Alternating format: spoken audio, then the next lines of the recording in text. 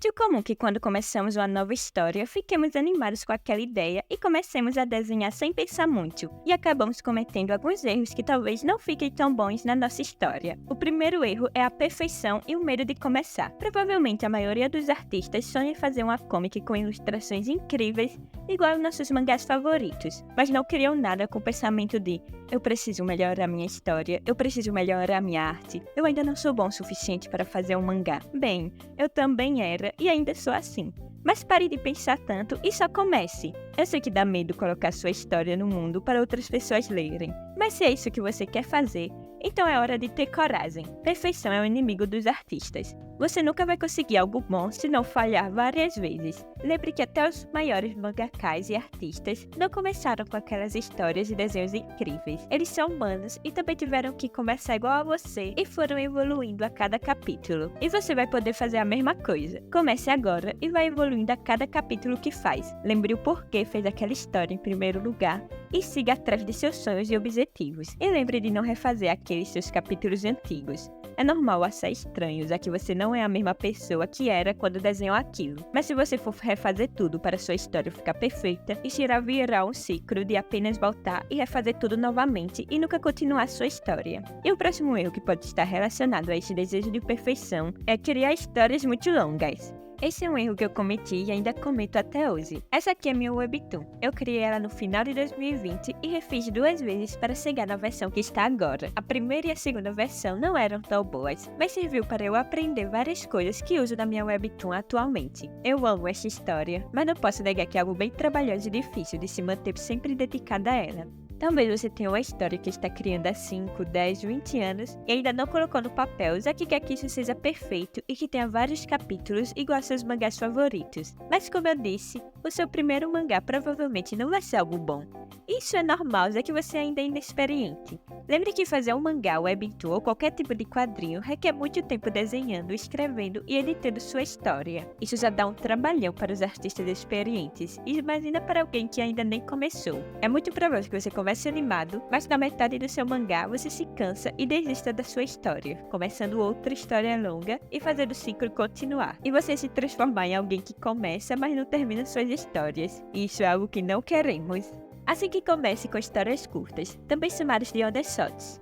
A maioria dos artistas de mangás também começaram com pequenas histórias para só depois criar suas séries mais longas, tendo mais experiência. Você conseguirá evoluir muito criando 3 histórias curtas do que apenas uma longa. Mas se você estiver mesmo dedicado em sua história longa, tente, por exemplo, criar um one-shot que seja um piloto para sua história, tendo começo, meio e fim.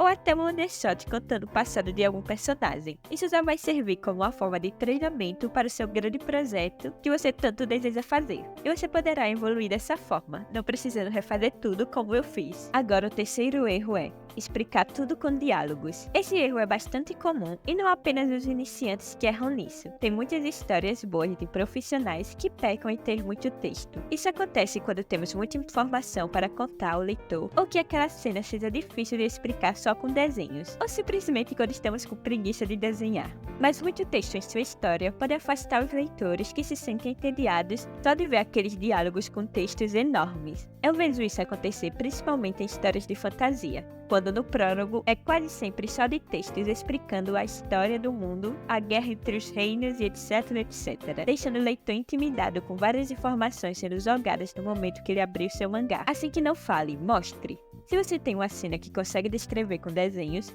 então mostre esses desenhos. Desenvolva a cena com as ações dos personagens e deixe os leitores interpretar aquela imagem por eles mesmos.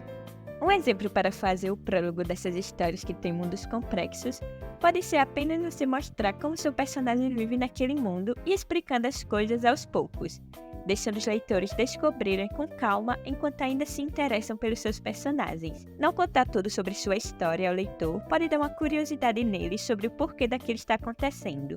Não que os diálogos não sejam importantes para sua história, mas o principal sempre será o desenho. Não pode existir um mangá apenas com diálogos e sem desenhos, mas pode existir mangás com desenhos e sem diálogos. Existe um site chamado Silent Manga Audition, que consiste em um concurso para você criar um one-shot de no máximo 16 páginas e sem diálogos. Isso é ótimo para você treinar a criar desenhos com narrativas que transmitam algo ao leitor sem precisar de um diálogo explicando. É bem difícil de fazer, mas é ótimo para sua aprendizagem e você vai evoluir muito para poder fazer seus próximos mangás ou webtoons. Deixarei o link na descrição caso alguém queira participar. E um erro simples ainda relacionado aos diálogos, mas que também muitos iniciantes cometem, é o de ter diálogos ilegíveis. Nessa parte, não importa se sua história e arte sejam boas, se seu mangá tiver balões de falas com diálogos difíceis de ler, as pessoas vão parar de ler no mesmo instante. Então faça certo que a fonte que você usa seja legível e fácil de ler. Eu costumo usar essa fonte para fazer os diálogos de meu webtoon. Você pode pesquisar mais fontes que foram feitas especialmente para quadrinhos e escolha a que mais te agrada. Lembre-se que tem que ser algo fácil de ler. Também saiba como colocar os diálogos nos balões de fala. Fazer com que os balões tenham um tamanho pequeno em relação à letra dá um sentimento de desconforto, assim que deixe as letras terem espaço para respirar, deixando mais espaço entre elas e o final dos balões. Isso deixará a leitura bem mais confortável para seu leitor. E agora, o último erro que você deve evitar é começar com os objetivos errados. Ter objetivos claros pode te ajudar a ter motivação para conseguir realizá-los e terminar sua história. E se isso não for o suficiente? Alguns de vocês talvez tenham grandes sonhos e objetivos, talvez tenham uma grande base de leitores ou consigam uma adaptação de anime. Ter grandes objetivos pode ser bom, mas também frustrante, fazendo você pensar que não está nem perto de realizar eles, fazendo sua motivação e autoestima cair e talvez até desista daquilo que você quer. Assim que quando começar, tente colocar metas realísticas, objetivos que você pode controlar. Não crie um objetivo do tipo: eu vou chegar a 1000 inscritos esse ano, 1000 pessoas que lerão minha história. Você não pode controlar quantas pessoas vão ler suas histórias, aqui isso não depende de você. Então, tenha como objetivo, por exemplo, criar um capítulo em um mês ou terminar sua one shot em 4 meses. Isso é algo que estará sob seu controle e não importa quantas pessoas leiam sua história. Se você conseguir fazer sua one shot em 4 meses, você não vai conseguir completar seu objetivo e não dependerá de outra pessoa para conseguir. E fazendo isso vai te deixar mais confiante, já que você conseguiu completar uma história no tempo que definiu, vai te deixar na frente de muitas pessoas que querem fazer um mangá ou webtoon,